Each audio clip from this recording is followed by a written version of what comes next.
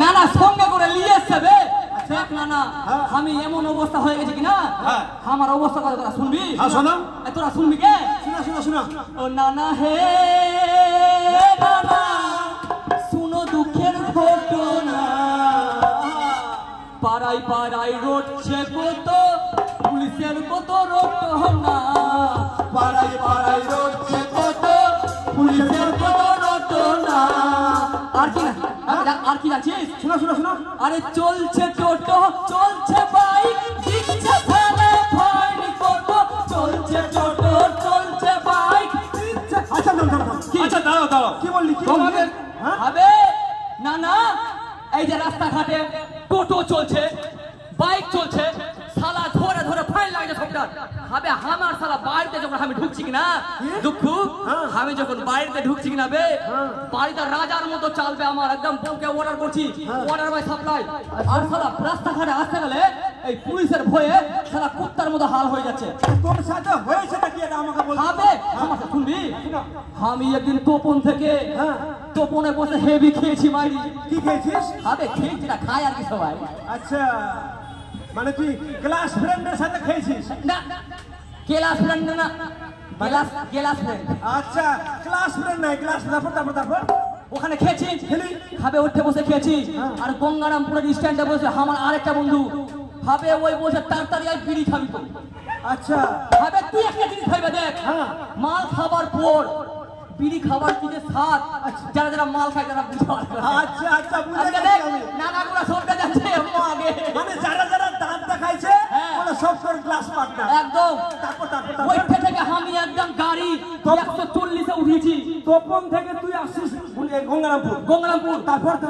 ফো ফো করে স্পিড চলাচ্ছি জানি সারা খেতে হবে আমার বিড়ি আচ্ছা সারা দুই দ্বন্দ্ব মারতে পারবো না টুকু ঠিক না মিশে যেতে পারে ফাটাফাট আমি এখানে এসেছি আর এইটা মরে আমাকে পুলিশের ওই কি কইছে না সেভিক ভলান্টিয়ার আমাকে ধরলি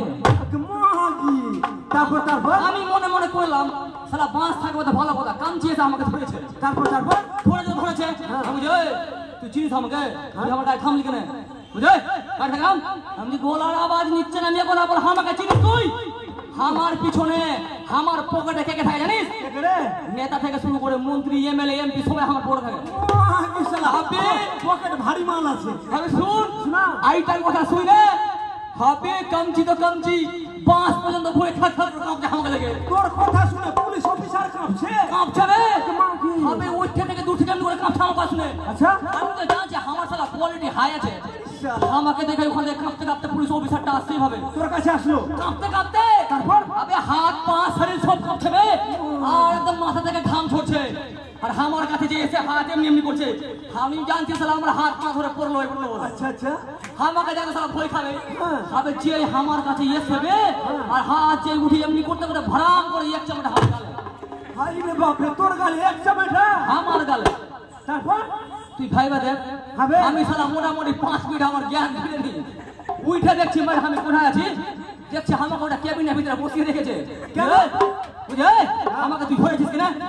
বলছে কি বলছে আমি বলছি আমাকে দেখে পুলিশ অফিসার ভয় খেয়েছিল কি বলছে ভয় খায়নি বুঝতে পারলাম